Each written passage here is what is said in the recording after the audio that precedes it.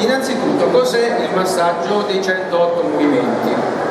È un massaggio che agisce a livello muscolare con delle manualità pressoché di distensione, ma si prefigge anche di andare ad agire sulla nostra anatomia sottile. Usiamo delle geometrie dei numeri che, secondo una sapienza antica, sono i numeri che la natura, l'universo, Dio, il creatore, chiamatelo come volete, ha proprio usato per creare, per fare tutto quello che ci circonda, compresi noi. Anche noi siamo fatti di queste geometrie e di questi numeri. Allora, andiamo a vedere intanto qualche curiosità sul numero 108, quindi perché massaggio dei 108 movimenti? Allora, sappiamo per esempio che il mala, il rosario indiano, è composto da 108 grani. Magari non tutti sanno che per esempio quello cattolico è composto, il nostro rosario cattolico, da 54 grani, esattamente la metà.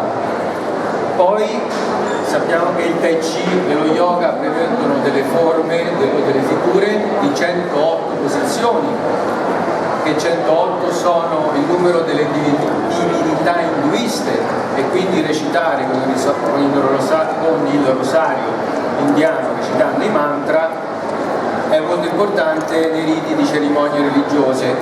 Io, quando ho iniziato a massaggiare e feci, mi ricordo, nel mio corso di massaggio per il diploma, dovevo fare una tesi, la feci sul massaggio thailandese perché ero appena tornato dalla Thailandia. E avevo visto anche lì dei numeri strani, si parlava di 72.000 nadi nel nostro corpo, e anche questo numero 108 che si ripeteva, ma non sapevo il perché, fino ad arrivare ad un certo punto dove, forse tanti di voi conoscono la serie televisiva Lost, che è stata una serie di grande successo, mi è piaciuta tantissimo, una serie particolare dove si parla di spiritualità, di vita, di destino, di religione, eccetera.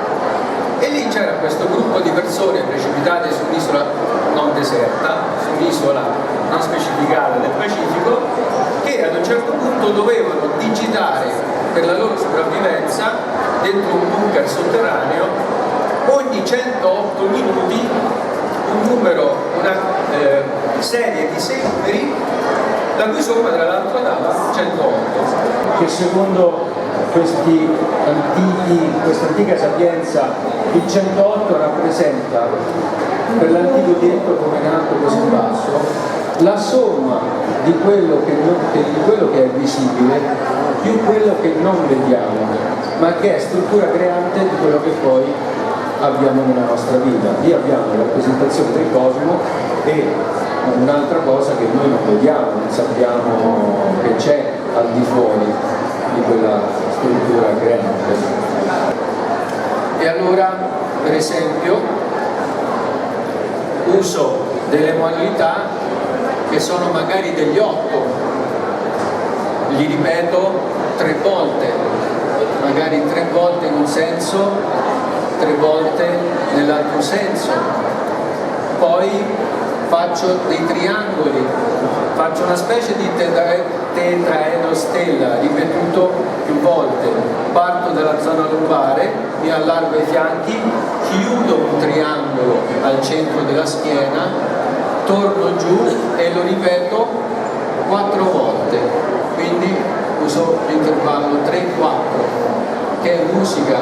Chi fa musica sa che ci sono gli intervalli di quarta e gli intervalli di quinta e hanno valore 3 mezzi, 4 terzi, quindi li uso in questo modo, triangoli, oppure li faccio poi con il vertice dalle spalle e chiudo sulla zona lombare e lo ripeto anche questo 4 volte.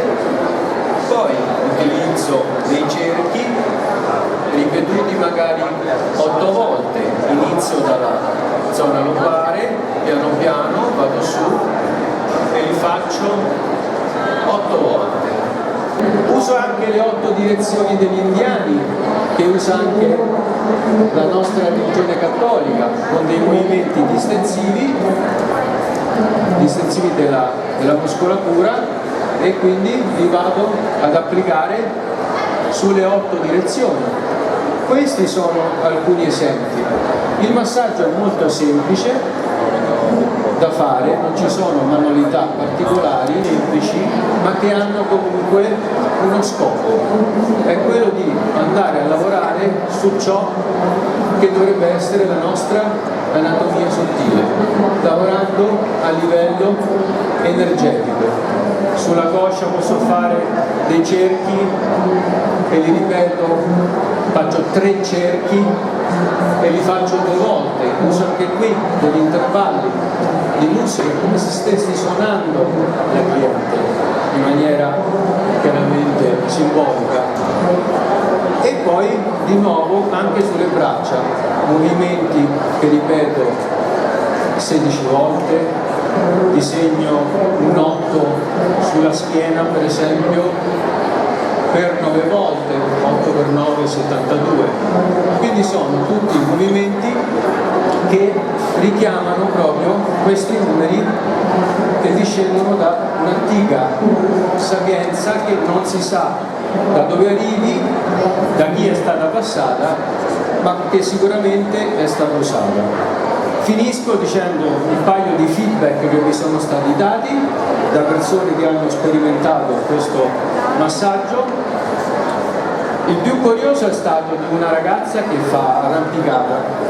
Lei ha dei problemi alle mani, chiaramente, facendo arrampicata libera, e mi ha detto che la sensazione dopo il massaggio è stata uguale a quella che ha ricevuto dopo che lei va a fare delle sedute di fisioterapia alle mani. Ma io, come vedete, le mani prende le sfioro, non faccio nulla.